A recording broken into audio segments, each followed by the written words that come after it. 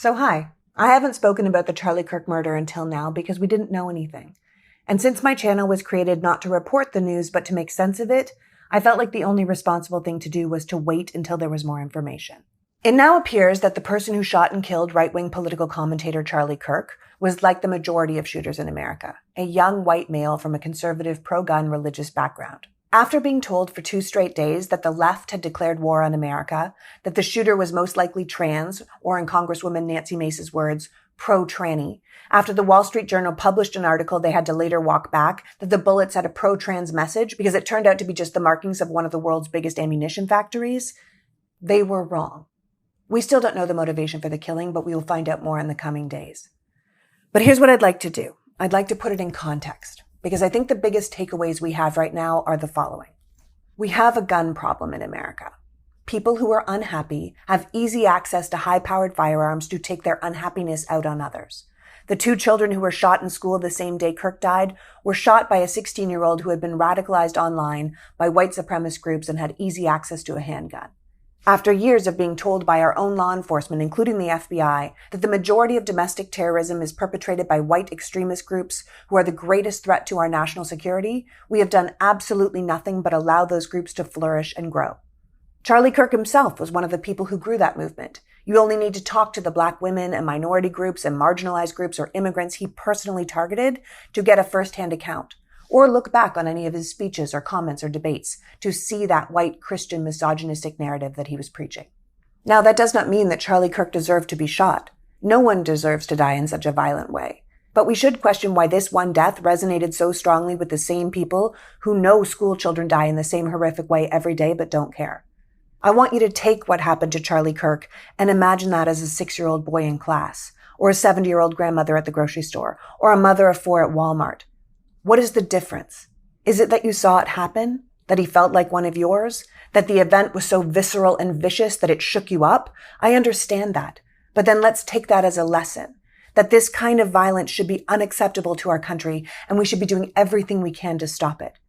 And speaking of stopping it, everyone from our president to members of Congress to media outlets and personalities chose to blame this event without evidence on their political opposition. Not just for one person's actions, but for violence and radicalization in general.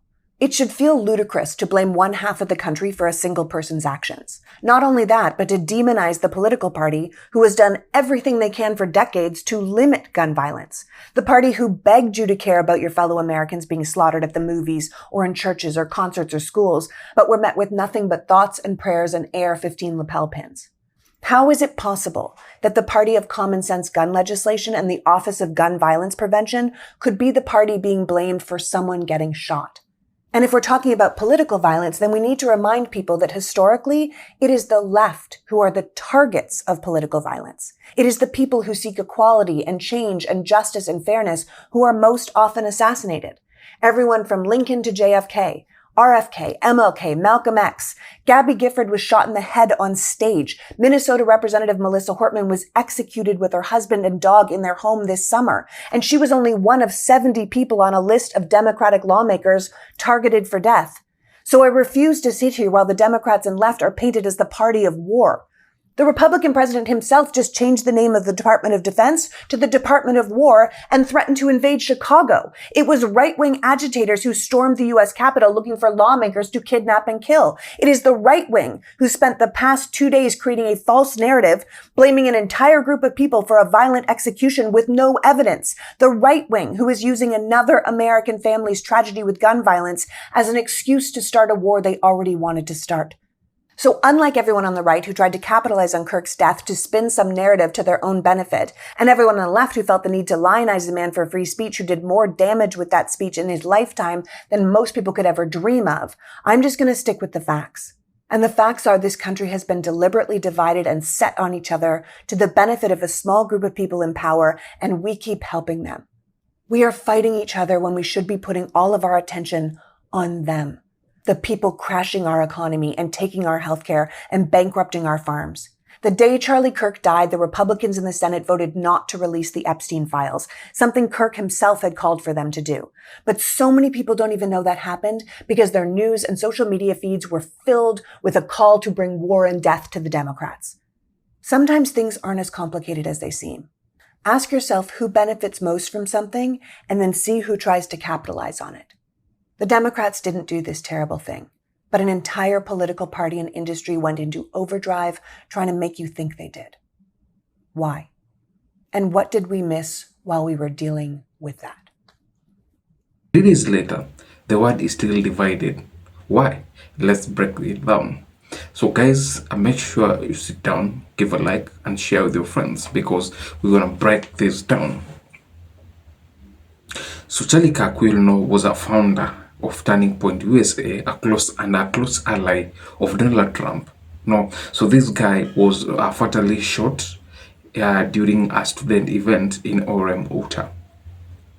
And the suspect, yes, a 22-year-old Robinson, who was captured after a manhunt. Now, this guy faces a first-degree murder charges, and police are calling it a targeted political assassination. But because the law requires racial and religious elements, it isn't being treated as federal hate crime. This is the bigger than one crime. It's a reflection of just how divided we are. Our divisions that start with who Kirk was, what Kirk did, and what are people perceiving, or who was Kirk supporting. Let's talk about the same issue. And I want you guys to watch this video of how Benjamin Netanyahu speaks about Charlie Kirk, the whole event during an interview with Fox. And later on, I'll play a video of Charlie Kirk talking about Israel. We as Christians go to Israel, we are celebrated and treated like the most amazing you could ever imagine. Okay, Israel changed my life. When I went to Israel, I was reading Bible stories my whole life as a committed Christian. And all of a sudden, I had a life-changing experience. The nation of Israel actually has a place in God's plan for us on this planet. There's something special about Israel, and I think we have a moral commitment to that land. The Israeli community has been very welcoming of us as Christians and our faith to the homeland. Prime Minister, you have your own memories of Charlie Kirk. Please share them. Well, Harris, before I do that, I have to say that we're just heartbroken. Myself, my wife, my family, my son, actually, on his 2019 visit to Israel, had lunch with him and his wife, Erica. We're shattered first as human beings because a great human being has been taken from us. Was an extraordinary friend. He wrote me a letter on May 2nd this year. He said, one of my greatest joys as a Christian is advocating for Israel and forming alliances to defend Judeo-Christian civilization. A few weeks before the tragedy yesterday, I called him and I spoke to him and I said, please come to Israel. I invited him to Israel. And sadly, that visit will not take place. But he was a defender of our common Judeo-Christian civilization. He was unbelievably excited to walk in the footsteps of Jesus here. He valued our bond, the bond between America and Israel. He did so many things to defend free speech. He had his truth. He stood up for it. But he said, you can come and debate me. He invited that debate. He certainly didn't invite the violence, the horrible violence that tried to silence him. And this is a worldwide problem. The people on the extremes, the Islamists, the radical Islamists, and their union with the ultra progressives, they often speak about human rights. They speak about free speech, but they use violence to try to take down their enemies. Whether it's President Trump, who's been almost assassinated twice, or they try to kill me here too. But they got Charlie Kirk, and it's just heartbreaking. I've been to Israel many times. The whole country's a fortress. When I first heard this story, I still had the same gut instinct that I did initially. I find this very hard to believe. I've been to that Gaza border. You cannot go 10 feet without running into a 19-year-old with an AR-15 or an automatic machine gun that is an IDF soldier. Right? The whole country is surveilled. And so let me just kind of go through this. We don't talk about Israeli politics very often, and most Americans don't know this. The last 9 months, Israel was on the brink of civil war. It's not an exaggeration. This judicial stuff, there were hundreds of thousands of Israelis taking to the streets because Bibi Netanyahu is basically redefining the Israeli constitution. That's not an exaggeration, right? He said the judicial branch has too much power. There were protests planned this week against Netanyahu, where they anticipated tens of thousands of people to take to the streets. That's all gone, Patrick. Netanyahu now has an emergency government and a mandate to lead. I'm not willing to go so far that saying that Netanyahu knew or there was intelligence here, but I think some questions need to be asked. Was there a stand down order? Was there a stand down order? 6 hours? I don't believe it. Israel's the size of New Jersey. When I took a helicopter ride from Jerusalem to the Gaza border, it's 45 minutes. Wow. 6 hours. They're live streaming the killing of Jews.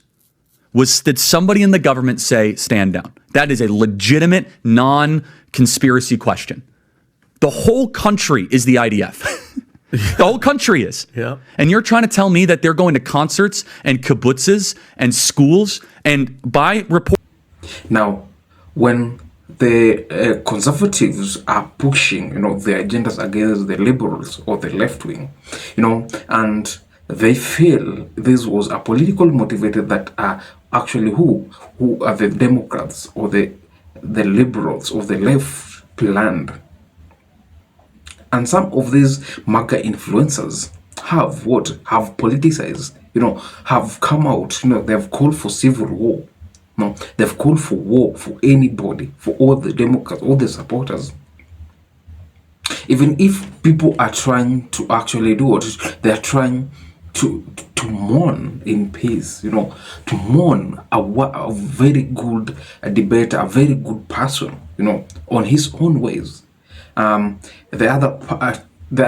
other side is trying to push its own agenda. But guys, let's be sincere. A life has been cut short, and even you've seen we've seen the Charlie Kirk's wife, talking about the whole controversy. He is, and she say what? She say she is gonna, continue that Charlie Kirk's legacy. There was, and media outlets like The Guardian have warned against using the event to deepen divides. While international coverage such as from Al Jazeera notes that US struggle with political violence, conspiracy theories have proliferated, including unsubstantiated claims that Israel orchestrated the hit due to Kirk's ripping a Palestinian flag on stage days prior, or that it was a setup tied to a broader geopolitical tension. So I want you guys to watch this video and give your honest opinion about the whole issue. They want us to humanize Charlie Kirk now that he's gone. But let's be real, he spent his entire life denying humanity to literally everyone else. So don't expect softness now. This man wasn't just a conservative talking head. He called the Civil Rights Act a mistake. He said Justice Ketanji Brown Jackson was nothing more than a DEI hire. He smeared Dr. King, mocked Black professionals, stoked fear of immigrants, and spent every breath turning white grievance into a brand. That's not political disagreement. That's a career built on stripping dignity away from entire groups of people. And here's the thing, right? The second he's gone, suddenly people want compassion. Suddenly it's about his family, his humanity, his legacy. Where was that energy when he was tearing ours down? When he was spitting on the humanity of Black people, Latinos, immigrants, queer folks? We're supposed to forget the damage because the man is dead? Death doesn't erase the harm. Death doesn't clean a record. And let's not pretend that shot was sloppy rage. It was too clean. It was too sharp. Whoever did it knew exactly what they were doing. And the irony is that Charlie worshiped that same culture of guns and violence. He fed it. He amplified it. And it came back for him. That's not karma. That's America. So no, I'm not going to rewrite his story into something soft. The only sympathy that I have is for his children, because they didn't ask for his poison. But for Charlie Kirk, he made it his life's mission to divide, belittle, and dehumanize. And that's exactly how history should remember him. Not as a victim, not as a martyr, but as the hateful man that he chose to be. I think it's time you meet one of my puppies. This is Cooks. This is Cooks. Me Cookie. Aw, me Cookie. That's my boy. That's my boy. Globally, the event has drawn attention as a symbol of American deepening fracture. You all saw video of our European Parliament refusing a moment of silence and report of isolated violence in the US following the news including decapitations and shooting. To conservative, Charlie Kirk was a hero, a defender, a patriotism, Christian value, and a fighter against what they called the woke politics. His death is being mourned as a martyrdom. Influencers like Jack are calling it asymmetric warfare from the left. We are seeing church vigil boycotts and even claim that Democrat rhetoric led to the violence. But progressives saw him very different. They remember him for spreading conspiracy theories, pushing the great replacement ideas, and brushing off gun death. And I want you guys to also see this video of a priest, no, not a priest, but a pastor, I think a deacon, who talks about the whole MAGA influencers, turning Charlie Kirk as a martyrdom, and this guy is highlighting some very critical points, and I want you just to watch and give you a rough idea of what you think about the video. Christian minister here. Charlie Kirk is not a martyr for Christ, despite the claims on social media this week from the right. While we condemn his murder and the gun violence that led to it, we must also reject MAGA's efforts to portray him as something he was not. Kirk preached hatred and division as a white Christian nationalist, which contradicts Jesus' teachings. He preached anti-Semitism, Islamophobia, racism, misogyny, and homophobia. Jesus said that the greatest commandment was to love. Kirk preached that empathy was weakness and that gun deaths are the cost of freedom. His death is tragic, and I'm thankful that the shooter has been apprehended. But the media should stop portraying him as a man of peace just following Jesus, when he was anything but. And yes, it dishonors the United States to award a white Christian nationalist the Presidential Medal of Freedom, as Donald Trump has promised. White Christian nationalism is a false gospel rooted in white supremacy. This week's violence was horrific and has been rightfully condemned. But that violence should not be used today to normalize, even celebrate, the hatred that white Christian nationalism embodies. All of us need to commit ourselves to nonviolence. Anything else is incompatible with democracy. May God bless our country, may God bless all of you, and may God bless the world. Peace be with you. And some online reaction were harsh, even mocking. Others were calling his death poetic justice, that backlash in turn, which is continuing to fuel outrage from the conservatives. And you want to see the aftermath, of all the shootings,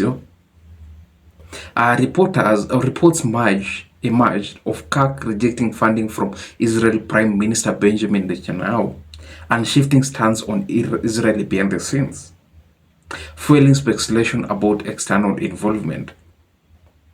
So social media has become a war zone. Like, for example, there's these hashtags like "Justice for Charlie," with clash, people celebrating his death.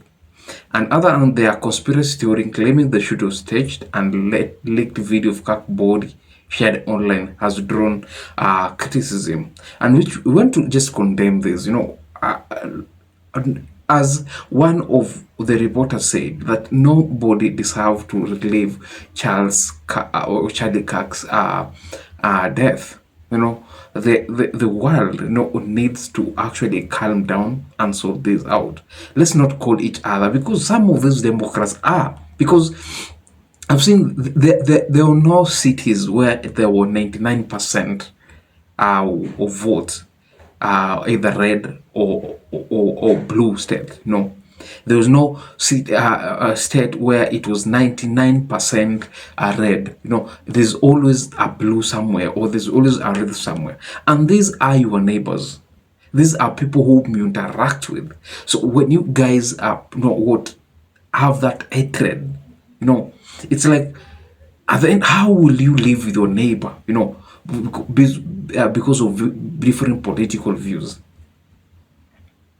So the world is trying to condemn the shooting, due to political views. But it's the same, what you're trying to condemn is what you're trying to promote.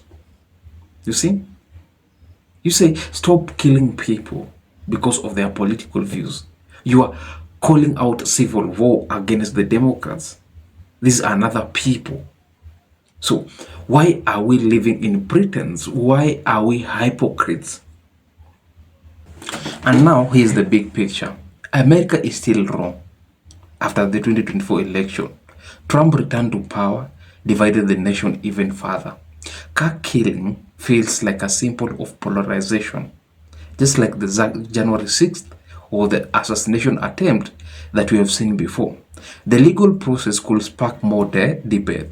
Would still allow firing squad for execution? If Robinson is convicted, that could reopen national argument about punishment and reform.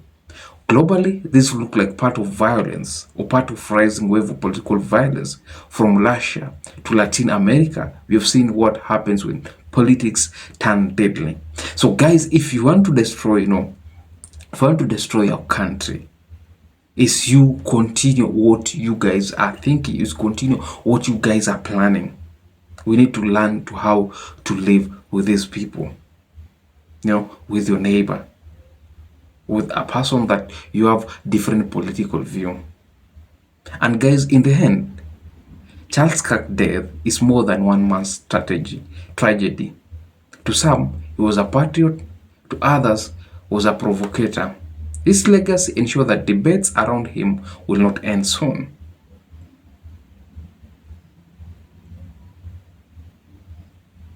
As trial, midterms, and memorials approach, one thing is clear: America will remain open, thanks to the turning point in the echoes of division. Americans will remain open. So thank you for tuning in up to this time. So tell us what you think about this video, and tell us what you think about the videos that I've attached with.